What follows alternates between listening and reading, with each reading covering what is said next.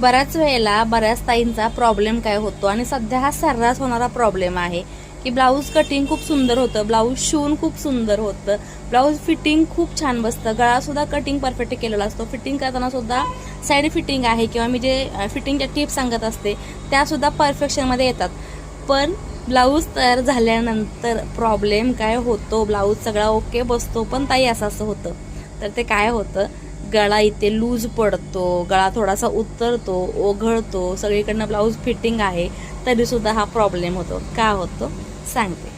आता हा बघा, या ब्लाऊजचा गळा परफेक्टमध्ये कटिंग केलेला आहे, शेप व्यवस्थित आहे, सगळं व्यवस्थित आहे. इथे शोल्डर जोडताना सुद्धा परफेक्शनमध्ये आलेले आहे.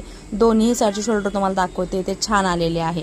आता ही पट्टी मी गळ्याची लावायला घेतलेली आहे, जी की आपण 1 इंचाची पट्टी काढतो या पद्धतीने. आता इथे क्रॉसही जोडू शकता, सरळही जोडू शकता. पट्टी आहे ती मी डबल केलेली आहे. तुम्हाला जरी पट्टी डबल शिवता येत नसेल तर तुम्ही एक साईड ही या पद्धतीने टिप मारून घेऊ शकता. इथे जशी मी फोल्ड केलेली आहे त्या पद्धतीने तिथे टिप मारून घ्यायची आहे. आता इथून मी ही पट्टी लावत आणलेली आहे, म्हणजे आपली जी ह्याची लूकची पट्टी आहे तिथून अर्धा इंच पुढे सोडलेला आहे आणि ही पट्टी मी लावत आणलेली आहे. सो ही पट्टी लावताना आपल्याला बघा काय करायचं आहे, इथपर्यंत जो काही आपला मार्जिनचा पार्ट आहे तो इथपर्यंत शिवायचा आहे. आता शोल्डरपासून 2 इंच तिकडे आणि शोल्डरपासून 2 इंच इकडे, म्हणजे हा जो पॅच आहे तो आपल्याला लावताना ही जी पट्टी आपण लावतो ती हलकीशी खेचून घ्यायची आहे. बघा इथपर्यंत मी पट्टी अजिबात खेचलेली नाही, पण या पार्टमध्ये हलकीशी पट्टी आपल्याला इथे खेचून घ्यायची आहे, जसे की मी इथे तुम्हाला व्हिडिओ दाखवते. त्यामुळे काय होतं, शोल्डरचा पार्ट आहे तो लूज न पडता शोल्डर आपलं परफेक्ट राहतं आणि इकडचा जो तुमचा प्रॉब्लेम आहे गळा उतरण्याचा तो एक्झॅक्टली टाईट राहतो. इथे या पार्टच्या शोल्डर जवळ आलं की पुन्हा तेच करायचं आहे. शोल्डर जे आपली आहे तिथं सेंटर ठेवायचं आहे, पट्टी आहे ते आपल्याला या पद्धतीने खेचून लावायची आहे. बघा हलकीशी खेचायची आहे, खेचणं म्हणजे काय अगदीच ओढून ताणून लावायची नाही. या पद्धतीने आपल्याला 2 इंचापर्यंत खेचायचे आहे, म्हणजे बघा हा पार्ट आहे तो इथे प्रॉपर लागतो.